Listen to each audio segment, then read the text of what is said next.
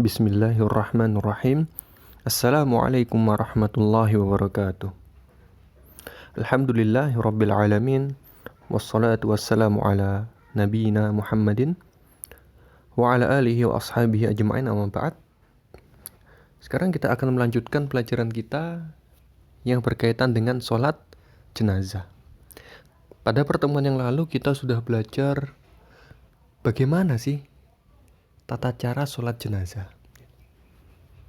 Dan pada pertemuan ini, atau pada pelajaran kali ini, kita akan belajar tentang sunah-sunah bagi jenazah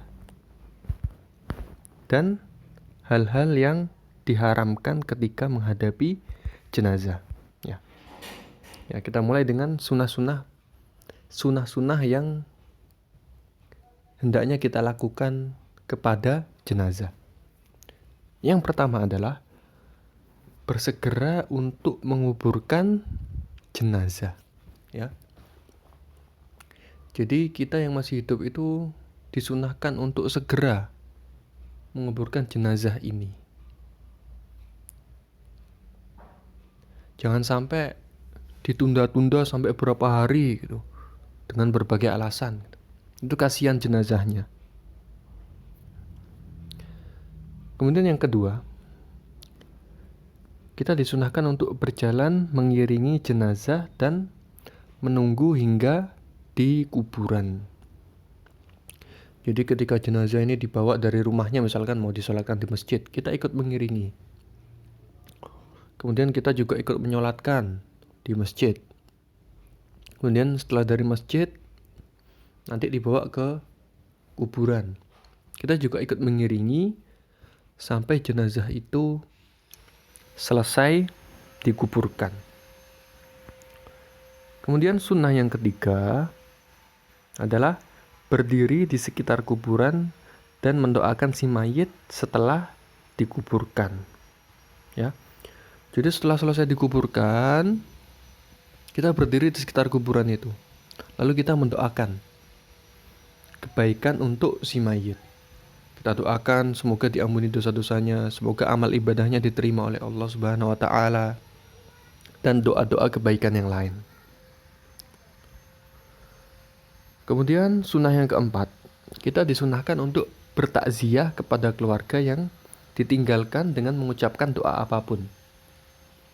Ya. Jadi kita disunahkan untuk bertakziah, mengunjungi keluarga yang ditinggalkan oleh mayit ini. Kita kuatkan mentalnya, kita hibur agar tidak berlarut-larut dalam kesedihan. Kasihan keluarganya. Dan ketika kita bertakziah, kita disunahkan untuk mengucapkan doa apapun. Di antaranya adalah Addamallahu ajroka, semoga Allah memperbesar pahalamu, wahai keluarga, karena kamu sudah bersabar. Karena sabar itu ganjarannya dan pahalanya besar. Seperti itu. Atau ahsanallahu azaaka, semoga Allah membaguskan kesabaranmu. Semoga kamu diberi ketabahan dan kesabaran. Atau ghafarallahu limayyitika, semoga Allah mengampuni mayitmu. Atau semoga Allah mengampuni ayahmu, ibumu yang meninggal itu. Kemudian sunnah yang kelima yang disunahkan bagi kita adalah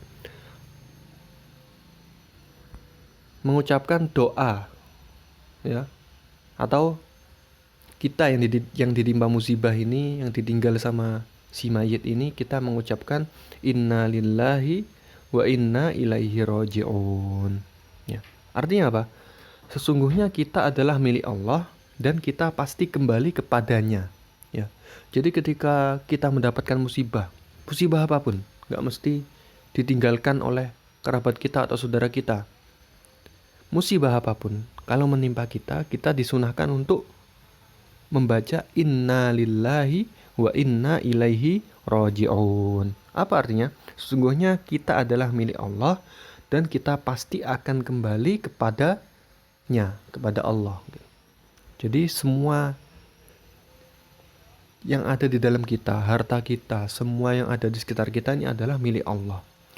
dan semuanya pasti akan kembali kepada Allah. Sewaktu-waktu bisa Allah ambil. Seperti itu. Kemudian sunnah yang keenam adalah ziarah kubur bagi laki-laki. Adapun wanita tidak disyariatkan baginya untuk ziarah kubur. Ya. Jadi ziarah kubur itu sebenarnya khusus bagi laki-laki. Jadi kalau wanita tidak perlu untuk ziarah kubur. Kemudian sunnah yang ketujuh, orang yang berziarah ke kuburan mengucapkan doa berikut. Ya. Jadi ketika kita masuk kuburan, kita disunahkan untuk membaca doa. Ya. Apa doanya? Doanya adalah Assalamualaikum ya ahlad diyar minal mu'minina wal muslimin wa inna insyaallahu lalahiqun. As'alullaha lana walakumul afiyah. Ya. Ketika kita masuk kuburan, kita disunahkan untuk membaca doa ini. Jangan lupa ya. Apa artinya doanya? Semoga kesejahteraan dilimpahkan kepada kalian, wahai penghuni kubur, dari kaum mukminin dan muslimin. Sesungguhnya kami akan benar-benar menyusul kalian, insya Allah. Aku memohon keselamatan kepada Allah untuk kami dan kalian. Ya, coba kita perhatikan sedikit. Wahai penghuni kubur dari kaum mukminin dan muslimin. Apakah di situ nggak ada kaum-kaum kafir gitu? Kok penghuni kuburnya dibilang kaum mukminin dan muslimin? Ya. Jadi sebenarnya makam orang-orang Islam dan makam orang-orang kafir itu seharusnya dipisahkan. Ya. Karena kalau orang-orang kafir itu ketika disiksa dan diadab di kubur itu kan pasti teriak meskipun kita tidak mendengarnya. Ya. Itu kasihan orang-orang muslim yang di situ. Kasihan orang-orang muslim yang ada di situ. Kemudian kita lanjutkan hal-hal yang diharamkan ketika menghadapi jenazah. Apa saja yang diharamkan ketika kita menghadapi jenazah? Yang pertama, diharamkan berkeluh kesah, mengungkapkan kemarahan, merobek baju, menampari pipi. Wajib untuk bersabar ketika tertimpa musibah. Jadi misalkan ada saudara kita yang meninggal, kita saking sedihnya sampai berkeluh kesah, udah ngomong macam-macam, kemudian mengungkapkan kemarahan, merobek baju, menampari pipi, seakan-akan dia tidak terima dengan takdir Allah Subhanahu wa taala. Itu nggak boleh, ya. Kita harus bersabar sebisa kita.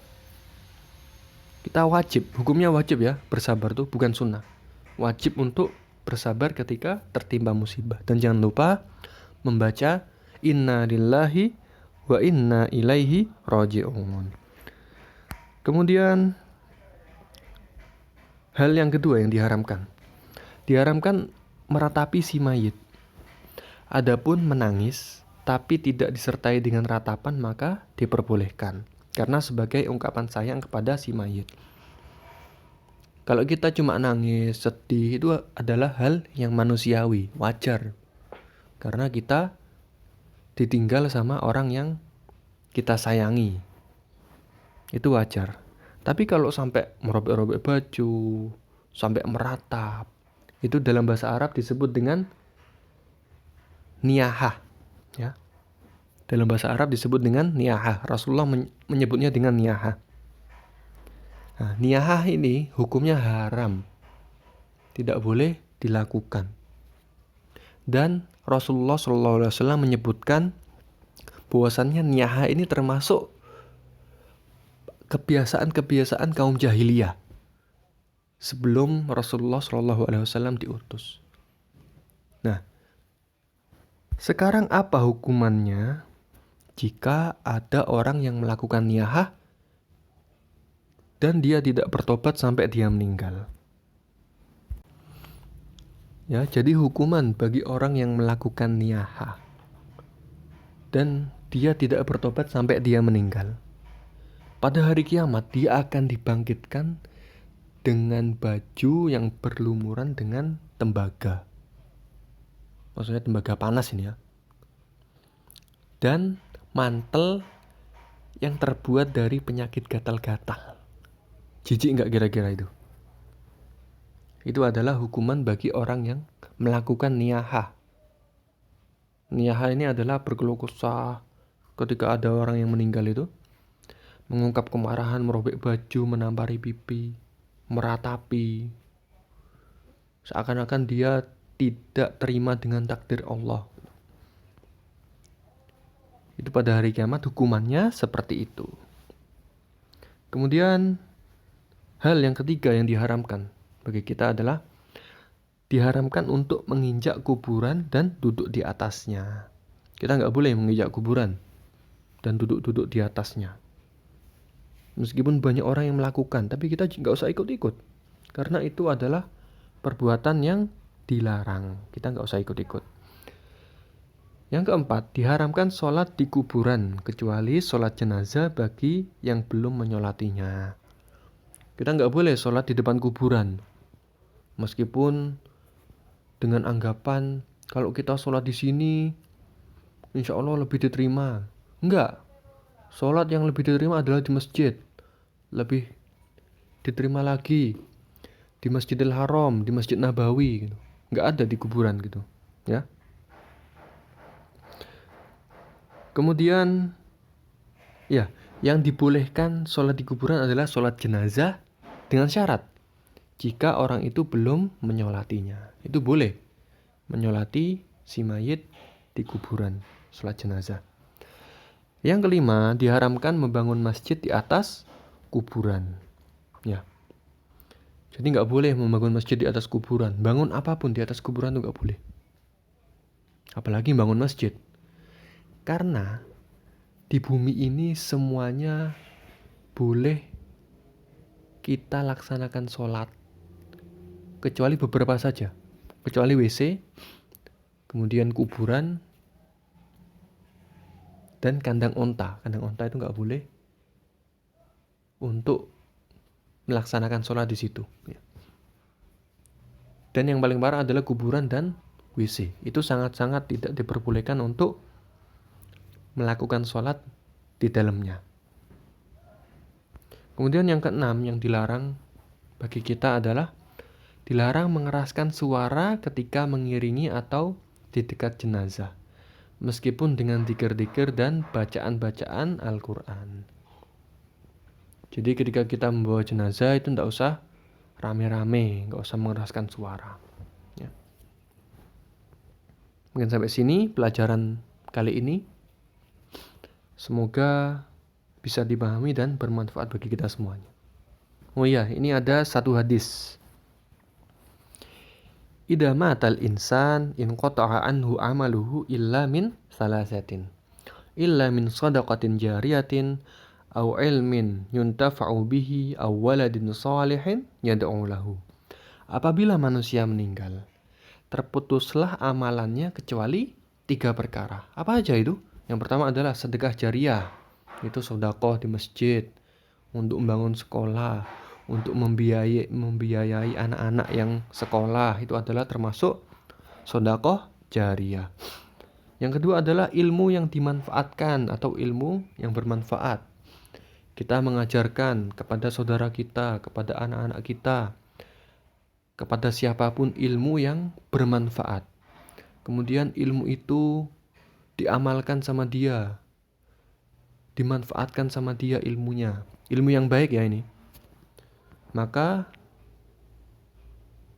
itu meskipun kita meninggal, pahalanya akan tetap mengalir, tidak akan terputus. Kemudian yang ketiga, atau anak soleh yang mendoakannya. Jadi ketika kita memiliki anak dan anak kita soleh, maka ketika kita meninggal, pahalanya itu tidak akan terputus, akan mengalir terus kepada kita. Dan kalian sebagai anak, jadilah anak yang soleh dan solihah. Agar ketika orang tua kita sudah tidak ada, pada suatu saat pasti akan terjadi.